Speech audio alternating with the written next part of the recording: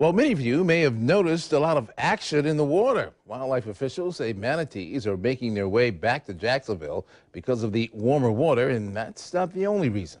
Channel 4's Crystal Moyer spoke with officials at the Florida Fish and Wildlife Conservation Commission about what we can do to help protect the endangered species. This video was taken in San Marco over the weekend, and FWC officials say they've been getting a lot of concerned calls. The call we usually get is there's a mom manatee and all the babies are trying to save it. But in actuality, again, the large female, you can have up to 20-some males trying to breed this female. That's right. What you're seeing splashing in the water is a manatee mating herd, but I won't get into the details of the birds and the bees.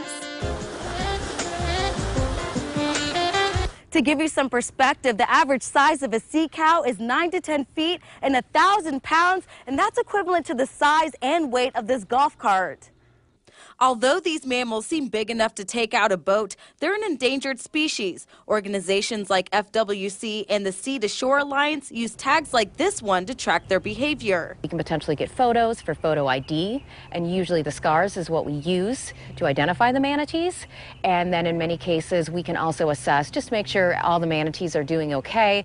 According to the Sea to Shore Alliance, during an aerial study this year, about 6,000 manatees were spotted in Florida waters, up from nearly 5,000 in 2011. Officials credit the rising population to increased manatee zone enforcement and migration studies. FWC officials say you will see an increased number of manatees in the area and ask that you just leave them alone. Please stay back, don't approach the animals, give them their space, and just watch their behavior.